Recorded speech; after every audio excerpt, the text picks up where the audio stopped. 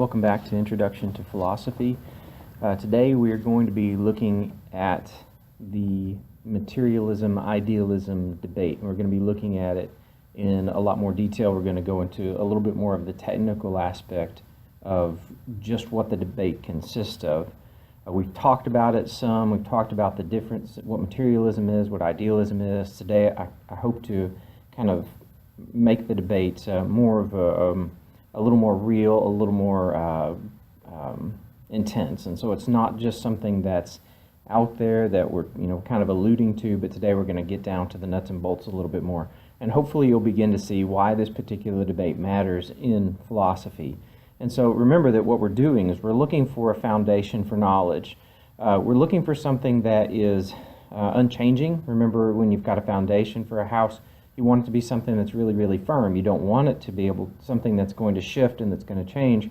And so idealism and materialism are both going to be candidates that are stepping onto the stage that are saying to us, accept me as the one who can bring to you a firm foundation for knowledge, because we have to start with, how do we know? How do we know anything is that first question that we're trying to answer. How can we have any kind of knowledge, that epistemi knowledge? How do we have any kind of head knowledge that will allow us to then build further structures of knowledge so that we know as we're continuing to build on this foundation?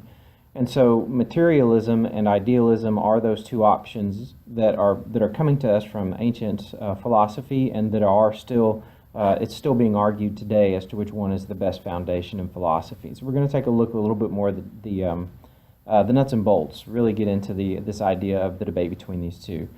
So with materialism, the materialists are going to argue that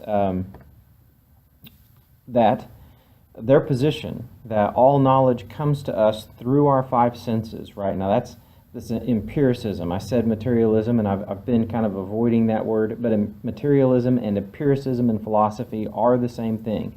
I didn't want to give you that word. I didn't mean to give it to you even now, but with materialism and empiricism, it's the same thing. It's the idea that knowledge comes based on our five senses. The reason I've been avoiding materialism is that most of my students, as soon as I say materialism, they start thinking about money, and they start thinking about that knowledge is somehow based on your economic condition, and that's silly, that's wrong. That's materialism that you start talking about when you start talking about Wall Street or Rodeo Drive or something like that. That's materialism of a different kind. In philosophy, materialism and empiricism are the same thing. And all that means is that we're trying to base our knowledge on the five senses, And so I didn't really mean to give you that word yet, but there it is. So we're talking about materialism that has nothing to do with money, nothing to do with it. So you kind of have to put that out of your head. If I say materialism again, just know that I mean that the same thing as empiricism. So empiricism is supported by the materialists. The empiricists say materialism, empiricism is supported by common sense, and it's supported by science. How do you know anything? Well, you know something because it came to you through your five senses. Everything you know because it came to you through your five senses. You know that the stove is hot because you touch it. You know the temperature outside because you can feel the air on your skin. You know that Bob is standing right over there. Why? Because you can see Bob. You know that the bird is chirping annoyingly. Why? Because you can hear the bird. Everything you know comes to you through your five senses, and they're going to argue that it's always been that way.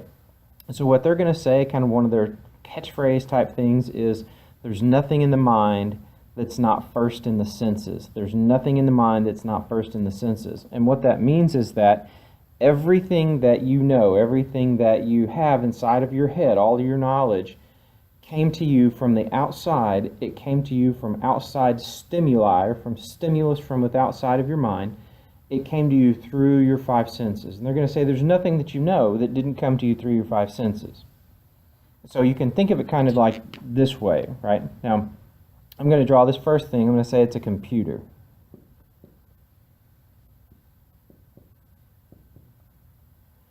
And it's lovely. It is a perfect computer, obviously.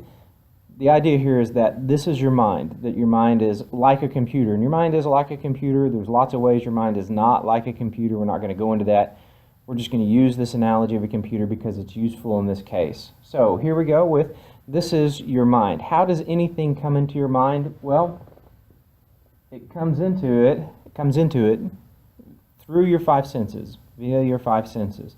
And what happens is that you don't know, for example, that the marker that I'm holding in my hand is black until you see it, and now the knowledge of this marker, because it came through your eyes, now it's going to be in your mind, and you learn everything this way.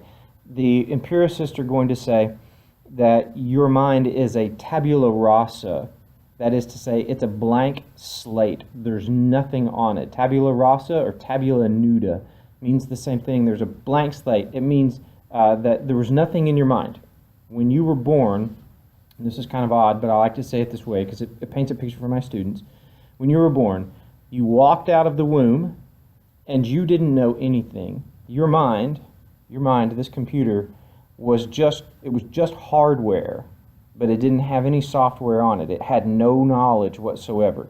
And so as you started experiencing things in the world, you started getting knowledge. And so someone would touch you here, or someone would put something in your mouth, and you would learn as you went along, oh, if I do, then here's the reaction. And your brain made that connection. And so you got hungry and you felt this crazy pain. And when you felt that crazy pain in your stomach, you began to yell and scream. And when you yelled and screamed, somebody shoved something in your mouth. And when they stuck something in your mouth, you learned that if you suck on the thing that they put in your mouth, then this pain down here would go away. How did you learn it? Well, you learned it through your five senses, through the understanding that comes to you, through the sensations that you get through your senses, and eventually you figure out, hey, when that comes in my mouth, if I suck on it, then this pain goes away. And so you learned everything that way. How did you learn the ABCs? How did you learn how to read? Well, you started out by learning what? You started out by learning A, B, C. You learn A, B, C, and then what you do is later you can start putting this experience, these experiences, more and more together in more and more complicated ways, so that eventually you can see and understand things like this. You can see and understand cat. And this is a slightly more complex, it's more complicated than just memorizing a line of letters. Is putting them into a word and beginning to understand how each letter makes sounds in a different way, and then even what those sounds, those letters in that word are connected to, the creature that we now call cat. And so it's even more complicated. And eventually you can say things like, see the cat chase the mouse. And that's even more complicated. And eventually you'll begin to even be able to sit and listen to some crazy professor as he talks about how your brain developed according to the empiricist understanding of the world, and he's making these really, really long, complicated sentences that perhaps are really, really boring, and yet you still can understand what he's saying. At least hopefully you can still understand what he's saying. And how did you do that? Well, you moved from really, really simple experiences to ever more complex experiences. And so the theory here is that you learned simple things, and then your mind eventually started allowing you to learn more and more complex things until you get to the point where you are today. And hopefully you'll continue to be able to learn ever more and more complicated things. But you started out learning these simple things in the beginning. Your mind was completely blank. There was nothing on it. There was nothing in here. It was fully and completely blank until your five senses rode on it. So there's nothing in the mind that's not first in the senses. There has to be something coming from out here. And as your five senses begin to understand it, then something writes on your mind itself. And so that's what they mean when they say there's nothing in the mind that's not first in the senses. And so the empiricists are going to argue that all knowledge, everything you know, comes to you through those five senses, through your sensory perception and through your five sensory experience. That's how you learned everything. So knowledge should be based on what? Well, if it's based on your five senses interact with what? Well, they interact with the material world around it. That's why it's called materialism.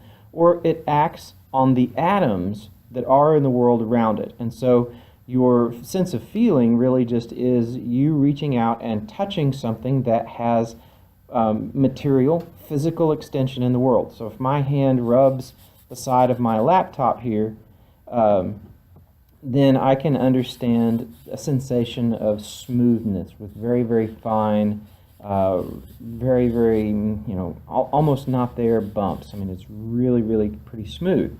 And so how did I learn what the laptop's like? Well, I ran my fingers across it. How do you know what pineapple's like? Well, you eat one and then you know. And you can't really have someone explain it to you. You can't learn about the taste of pineapple through a book, through your mind. You have to learn about the way pineapple tastes through your sensation of taste. And that's the only way you can do it. And so everything you know is coming to you through your five senses. Now, since that's their position, since the position is that everything you know comes to you through their five senses, the idea here is that then what should dominate our attempt to learn about the physical world around, or to learn about the world around us, what should dominate is the material world itself. And some materialists, most materialists today, are even going to go so far as to say, and there isn't anything else. All that there is just the material world around us, and that's how we learn, but there's nothing else. There's nothing, no other mind. And so what that means then is that there is no metaphysical category. There is no realm of the mental. All that it is a chemical reaction within your brain that is somehow causing you, through chemistry, to understand the world around you. But there is nothing else. There is nothing but the physical material world. So, in this case, in the ancient world, there was something called atomism, right? Because this idea is actually really, really old.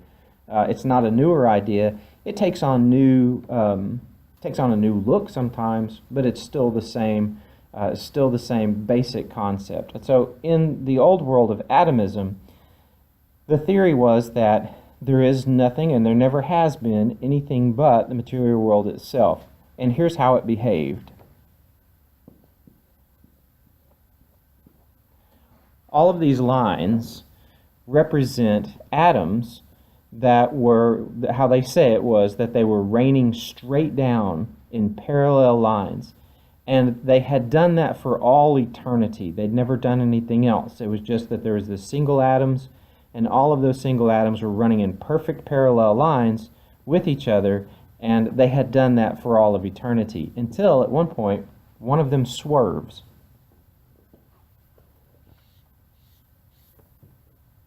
So let's imagine this guy swerves.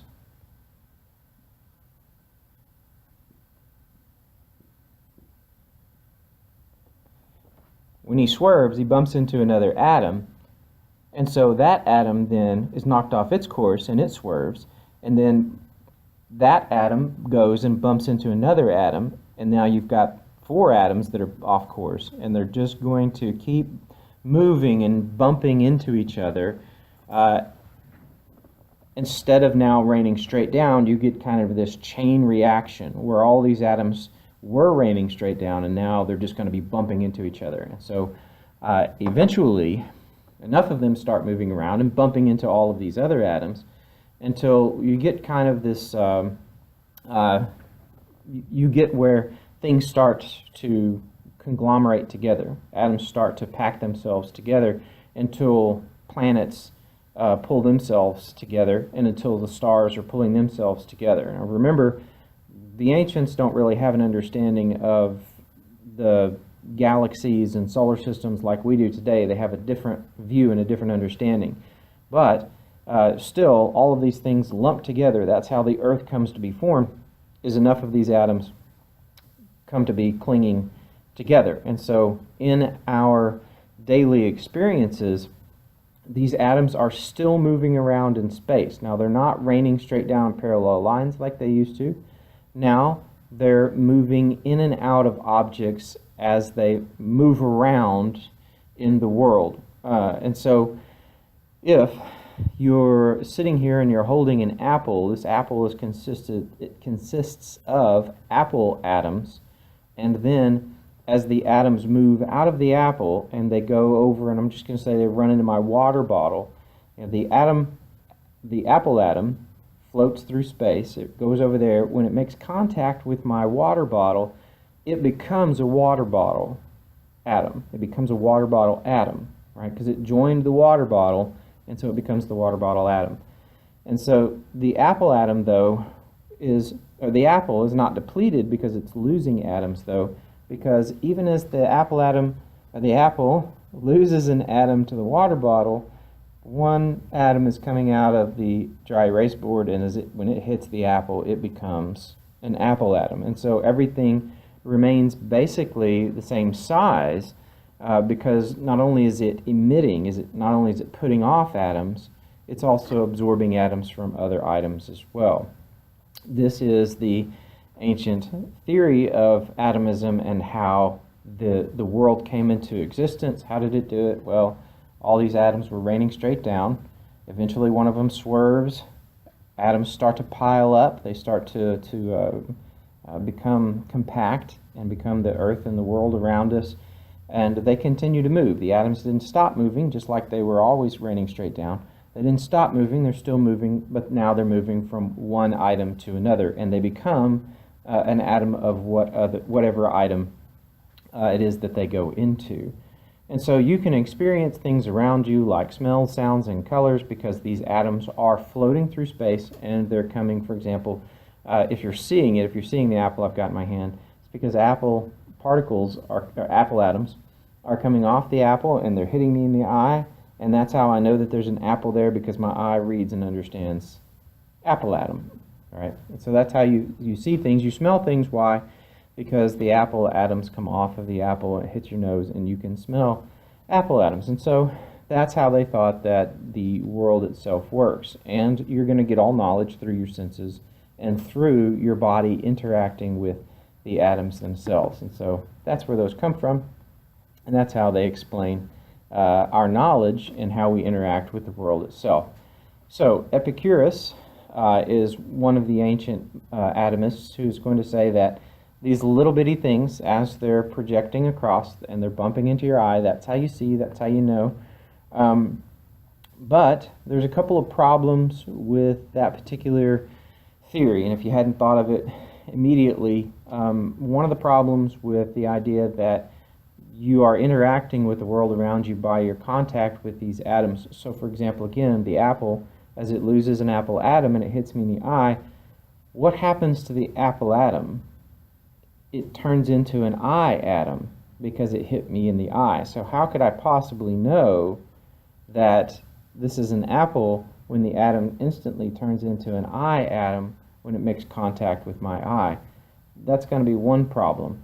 A second problem for this particular theory, and this is an ancient theory, I don't want to spend a lot of time on it, but it's kind of where it kicks off, and so I wanted you to kind of see where this comes from. It might help you understand more about where the empiricists are today and how they got there. One of the second problems for this particular theory is, imagine that I showed you a picture of a fence post. Now, it's a picture, which means, according to this theory, it's going to contain only picture atoms. It is not going to contain any fence post atoms. How do I know that there's a fence post in the picture if all that I'm interacting with is picture atoms? I'm not interacting with fence post atoms. I'm just interacting with picture atoms, which means that I shouldn't be able to see fence post in the picture because I'm not having any interaction with a fence post. And in fact, I'm nowhere near a fence post at this moment. I've got walls all the way around me, and so if I'm looking at this photograph of a fence post, how could I possibly see fence post in there? Because there's no fence post atoms, and so that's going to be another problem with that particular theory. There are others, but again, for today, that's enough for the problems. But the idea here is that all of these atoms, we're interacting with them in our world, and that really is part of the theory today. That's how we know everything. We learn through our interactions with these particular atoms, and that's how we gain all knowledge, and so that's our foundation. It's through our five senses we learn everything that there is to know.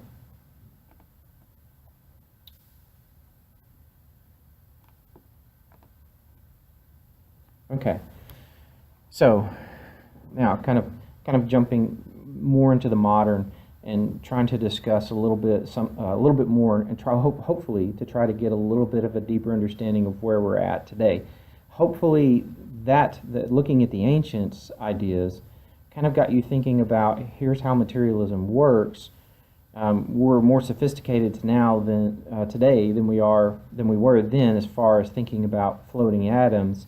But in our world today, this is still going to be somewhat part of the empiricist idea of the beginnings of the universe. If you look at the empiricist philosophers today, those who are writing about this, and if you look at some of the philosophical scientists, and what I mean is if you've studied any philosophy and you've tried to introduce yourself to any of the scientists who are out there, if you look at a Richard Dawkins, you're going to see this is this is his view. He understands the world in an empiricist way. There's nothing out there but the physical world itself. If you studied any science, any physics, and you've been introduced to Lawrence Krauss, he's one of the more outspoken physicists on this particular field, and he's going to say that there's nothing but the physical world. There isn't anything else but just the physical universe around us. And so at one point, as the universe explodes into existence and it expands out, we'll say the dust cloud and the energy cloud, I'm going to make this oversimplified, but the dust and energy cloud that explodes out, eventually all those particles begin to pull in each other. We know about gravity, they didn't. So all these dust particles are going to start pulling on themselves, and eventually they're going to pull themselves together in what we understand as galaxies, and they're going to form solar systems, and they're going to form planets and stars and all of those things. And so everything that we see around us that exploded out of the Big Bang. All of this physical universe exploded out of the Big Bang. It wasn't organized. It was chaos, and it was a very hot chaos. And then eventually, as it cools, it begins to pull itself together into ever more and more larger masses. And as these bodies begin to build themselves with bigger masses, they begin to have more gravity. And as they have more gravity, they start spinning. And so then we see galaxies form, and we see solar systems form. We see everything begin to form because these things begin to lump themselves together in ever larger bodies. And so they had more and more gravity, and that causes everything to begin to be established until eventually we get the universe that we do in fact have. All of that was done simply by the laws of nature. So things like gravity and entropy and the weak and strong force, electromagnetism, all of these things are the laws of nature that just cause the universe to fall into the existence that it currently is in. And the universe had no choice in this matter. It's not like a solar system decided that it would begin to exist, or that it would form up in this way. No galaxy went out there and said, I think I'll be a sombrero galaxy. That's a particular type of galaxy. Or I think I'll be a spiral galaxy, which is the galaxy that we're living in. I think I'll be, whatever. They didn't do that. They just form up because that's the way the laws of nature pull them together. And here we are on our planet in a very small solar system, in a very small section of a very large galaxy that's only one galaxy among billions and billions of galaxies. And today we're sitting here having a discussion, or you're listening to a discussion on how the universe was formed, but the universe made no decisions whatsoever. It's just chemical, physical, meaning physics, the physics reactions, and that leading all to the chemistry and how chemistry behaves on our planet. And chemistry didn't make any choices either. It's not like chemistry decided, I'm going to cause this to happen when you put water and sugar in the same cup. I'm going to cause the sugar to dissolve and whatever. chemistry made no decisions either. And so it's just a physical material universe that happened to form up the way it did because of the laws, and the laws were going to cause it to happen just this way because they are simply the way they are. And so if gravity was weaker than gravity, the force of gravity is in our universe, then our universe would look very different. If the gravity was stronger in our universe than it just is in our universe, then our universe would look very, very different. Because gravity is what it is, we see this type of universe that we see. Entropy, same thing, weak force, strong force, and electromagnetism. Those are the ones that caused our universe to kind of form up the way it did. And so then even here on our planet, chemical laws just are the chemical laws. They just are the way that they are. And so the empiricists, the materialists of our day, are going to say the universe, when it came into existence, there wasn't anything else. It's just this material stuff. It's just the physical stuff formed up the way it did because the laws are the way they are. And chemistry on our planet formed up life the way it is because the laws are the way they are. And none of them make any kind of choice. Now, here is, and so as we interact with the world around us, we learn. Now, since the universe didn't make any kind of choices as it was being formed, then nothing in the universe really makes any kind of decision either. So atoms themselves don't make a decision. It's not like you get 2 hydrogens and 1 oxygen atom, and the 3 of them decide that they're going to join up and become a water molecule. That doesn't happen. They just join up because that's the way chemistry functions on our planet. That's the way it functions, and so they simply do join up. Now, if that's the case, then what that means is that when it comes to humanity, we are also just walking, talking bags of chemistry. Now, it's kind of crude, but I think it's picturesque. It puts a picture in your mind. We are a skin and bone flesh bag that walks around on the planet. We walk around, but we're really just chemistry.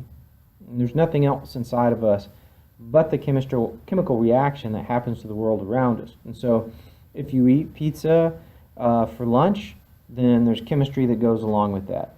If instead of eating pizza for lunch, you eat, it doesn't matter, vegetables for lunch, there's chemistry that goes along with that.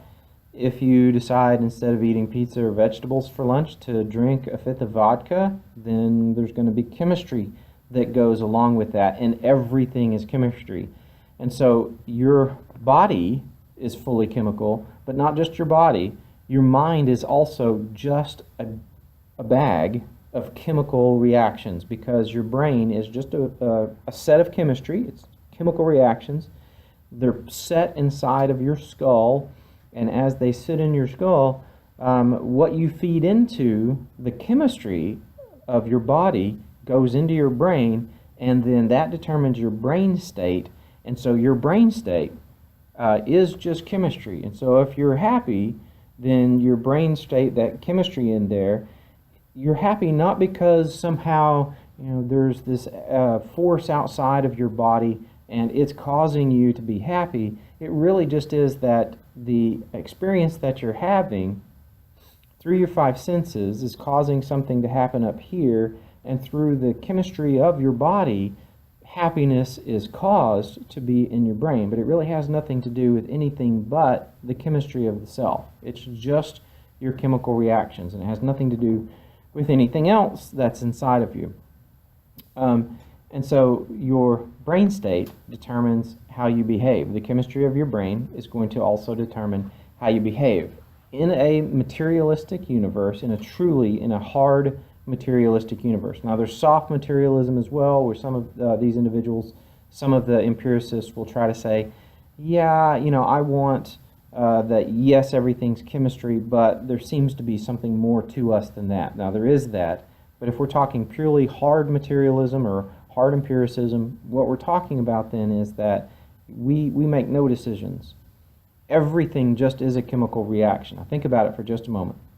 Remember, I said the universe formed up with no thought with no intention. Everything just fell into place. And most of us are going to accept that. Maybe some people don't, but the vast majority of individuals are going to accept that the universe became what it became, not because the universe chose to become what it became, but simply because that's where it's at. Right? That's how it formed up. It didn't decide on its own. Right? Now, staying away from, in this case, a creator of the universe. We'll deal with the question of God later on. Right now, what we're dealing with is the empiricists, and they're going to say, no God, just the physical material universe. And it formed up this way. It didn't make any decisions. And there's nothing in the universe that does make any decisions. Why not?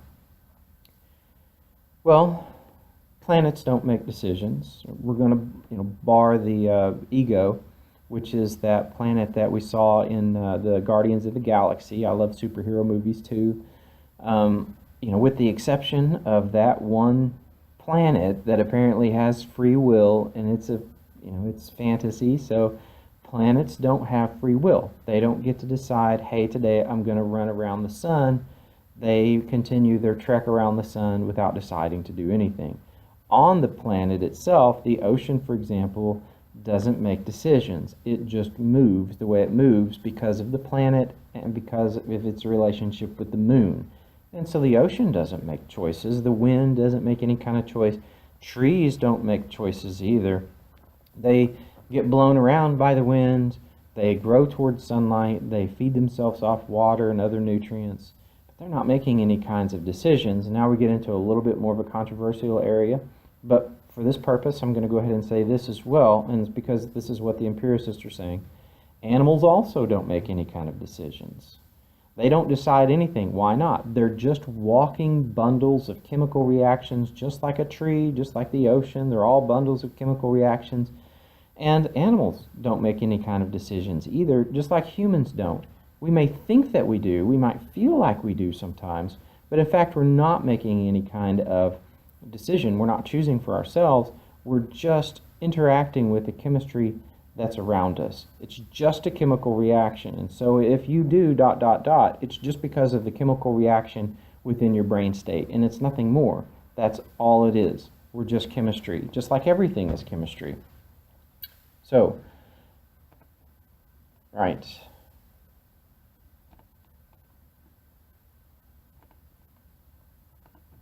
Okay. So within the materialist camp, within the empiricist camp, you don't know anything until you learn it through your five senses, because everything around us is nothing but material, and since it's nothing but material, nothing is in the mind until it comes to us through our senses. Right? We're going to hold this in our head as we turn now to idealism, and I think what will happen is that as you begin to look at idealism, materialism will also begin to make more sense, and then we'll talk about a little bit of the difficulties for the both of these, okay? All right, so idealism is going to come to us mainly through a fellow by the name of Berkeley. Now, it's spelled B-E-R-K-E-L-E-Y, which is also Berkeley, but the proper pronunciation of this fellow's name is Berkeley. And so Berkeley is going to, at one point, he's going to see empiricism on the rise. He's going to see this idea that there's nothing in the mind that's not first in the senses. It's going to start taking off and beginning to gain a lot of power. And Berkeley's going to look at that as an idealist, and he's going to say, I'm going to make a case from the idealist camp so that we can begin to combat the power that empiricism is gaining. So he begins to try to formulate an argument for idealism, right? And it's going to be slightly tricky, and it's often misunderstood. And so I want to try to explain it in such a way that we don't make the mistake that some of his contemporaries were making. And so Berkeley is not going to be saying, that the physical world does not exist unless there is a mind perceiving the physical world. That is not what he's saying. And so there was one guy, one of his contemporaries, that went and listened to his lecture, and then as he left, he kicked a rock and said, "Thus I disprove Berkeley," because he misunderstood what Berkeley was saying. Berkeley wasn't saying that the rock does not exist until we perceive it. He's not saying that there is no rock. All he's saying is that minus a knowing, processing, understanding mind itself, The rock cannot be conceived of, which is something that humanity is doing. We are a conceptual, we are a conceiving, understanding, perceiving creature. We have perceptions of the world around us, and so it's not that we cause the physical world through our perception, but there's something more to perception than just understanding what's coming to us through the five senses. So he's not going to say that we could cause the physical world to exist with our minds. What he is saying is that minus a perceiving, knowing mind, you cannot, the physical world around us cannot be properly understood. Now, let me kind of break this and make it a little bit simpler. This is one of those really, really complicated concepts where I don't want to oversimplify it, but I want to make sure you understand it too. So let me do it this way. According to the empiricist, everything you know comes to you through your five senses.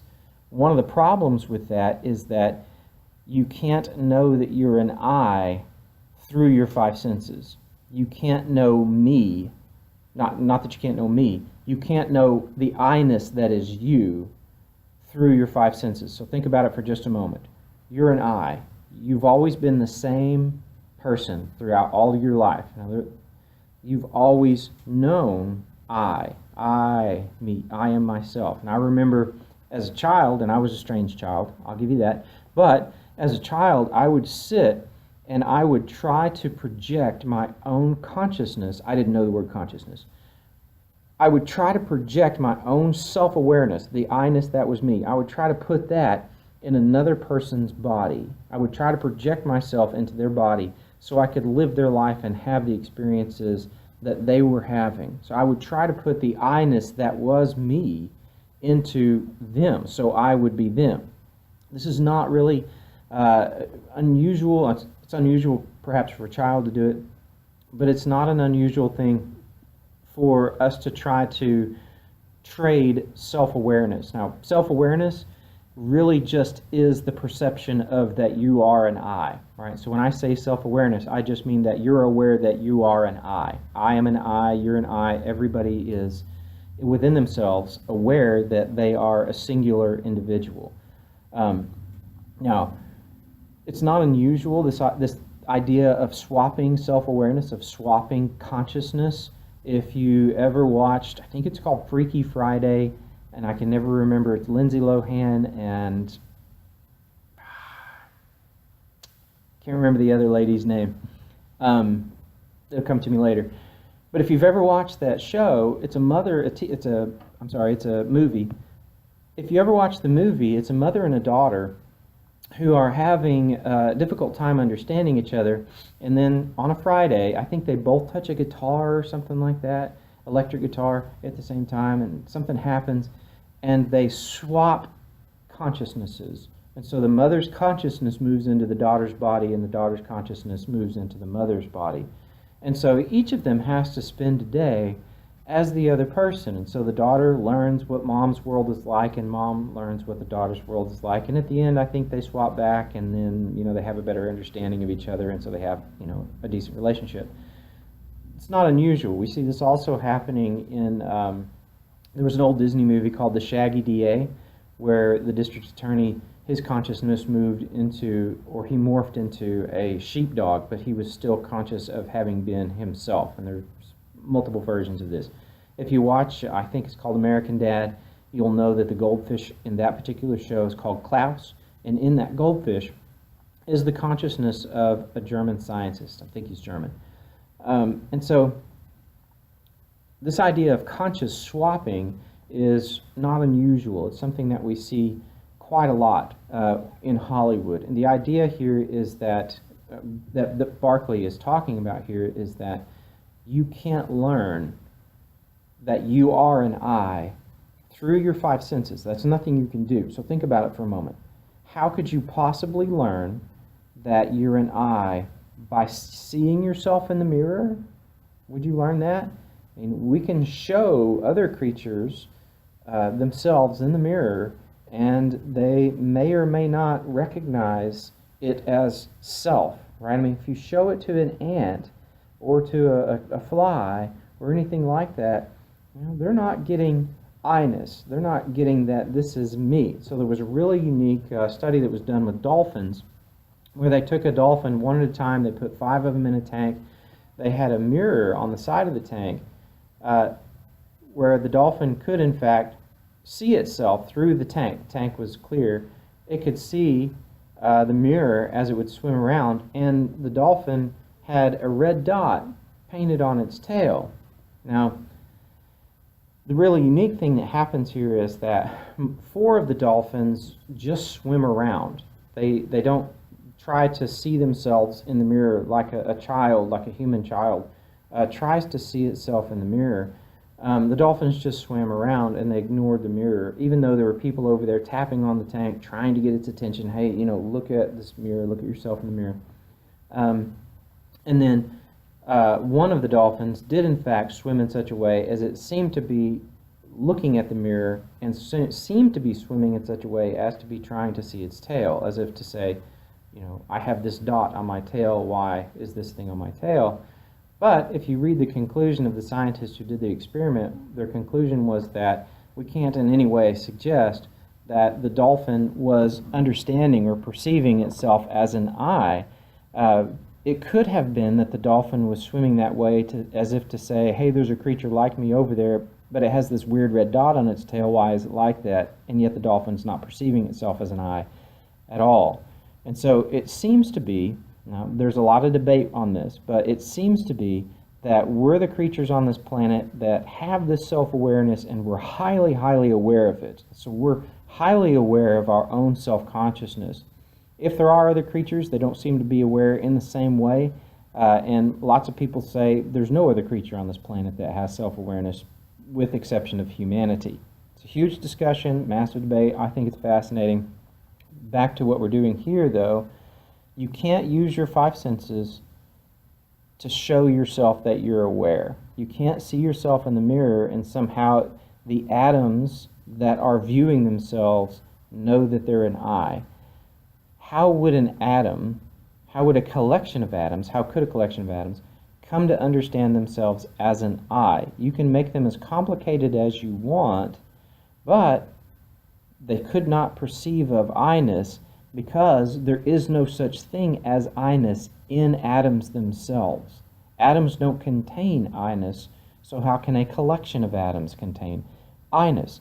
You can't taste yourself and understand yourself as being an I. You can't hear yourself and understand yourself as being an I. You couldn't learn that you're an I through those experiences. Now, I hear myself talking and I know it's me, but I can't learn that I'm an I. Imagine that I am a blank slate.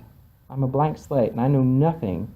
How could I go from knowing nothing to knowing I'm an I based only on the physical experience? And this is what Berkeley is saying, right? It has to be the case, Berkeley says, that there's something inside. You didn't learn that you were an I through your 5 senses.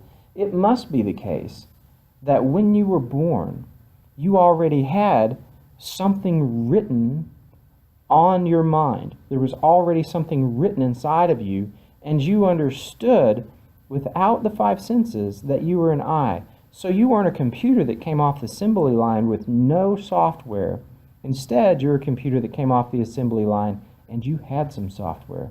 You had the software of I-ness attached to you already. Now, not only is Berkeley going to say you have to have had self-awareness attached in there, and that's going to be primary, right? We're about to see how and why. But also that there has to be a processor in place for you to take 5 senses and make them make sense. Imagine that you didn't have a processor in your brain. You didn't have software in your brain already, that when you saw something, that it allowed you to conceive of danger, right? Now, what do I mean? You look out there, you see hungry tiger, you don't just see this blob that may or may not eat you. There's a process in here that happens that you didn't learn through your 5 senses.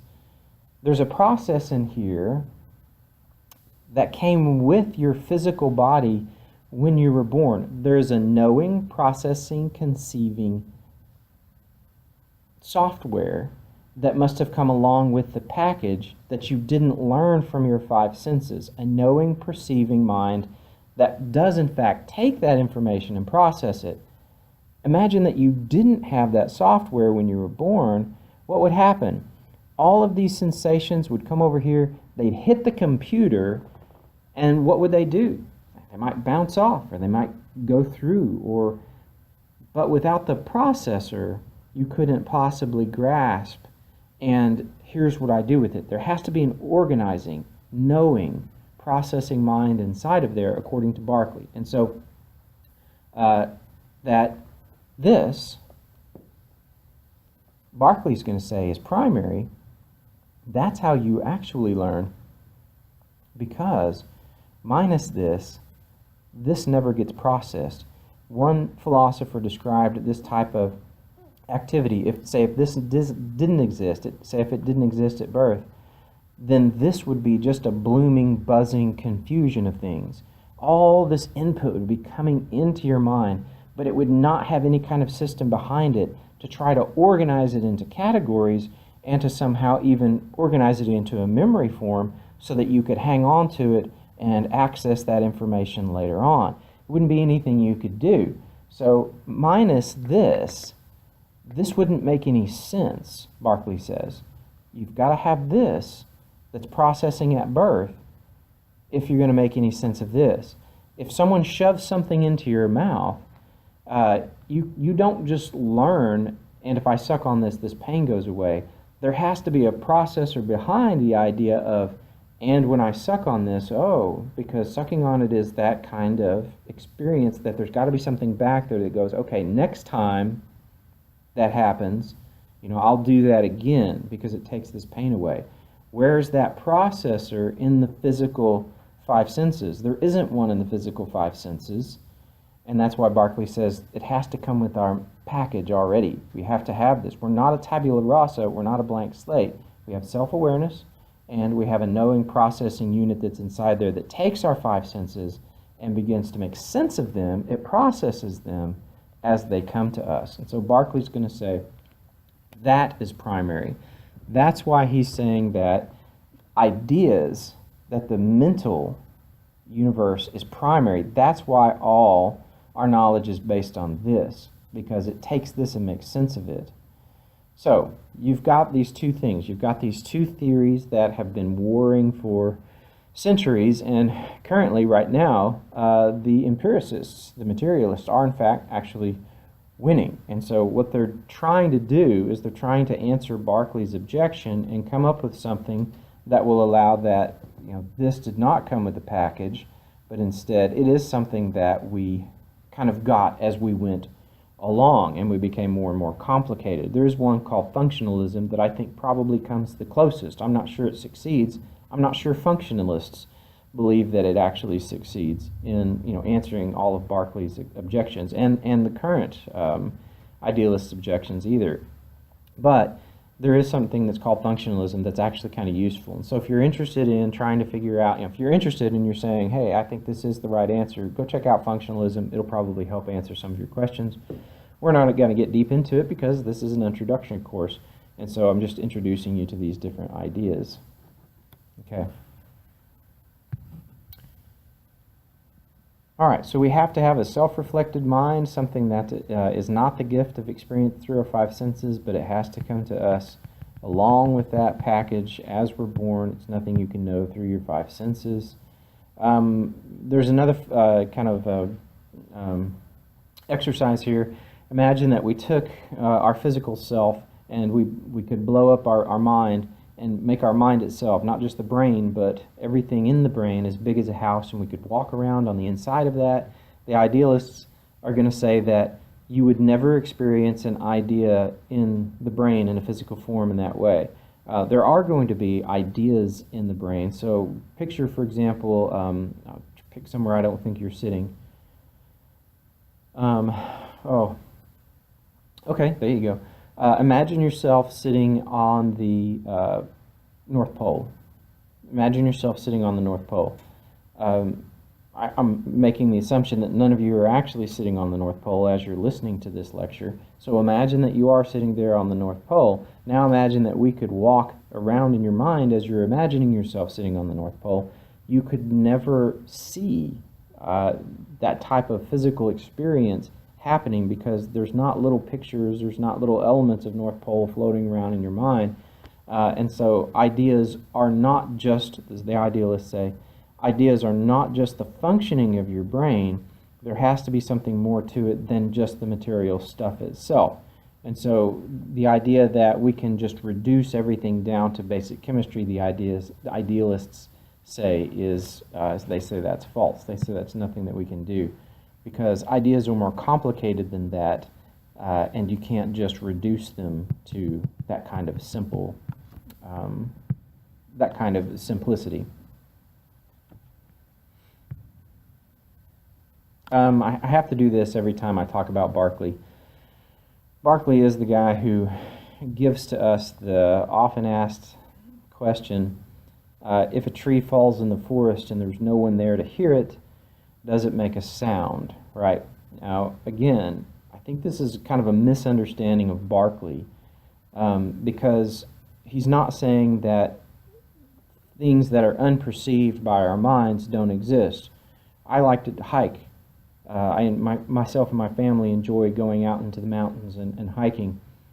And so there's a particular grove of cherry trees that are really tremendous. They're huge. They're 30 feet tall, and they're probably 24 feet, or 24 inches rather, 24 inches around. They're really big for cherry trees. They're black cherries. Gorgeous, beautiful trees. Chances are that the grove I'm thinking of right now, there's nobody out there right now. It's way out in a wilderness area, and you kind of have to be lost in order to be there. That's how we found it, is that we were lost. We were looking for something else, and we got turned around.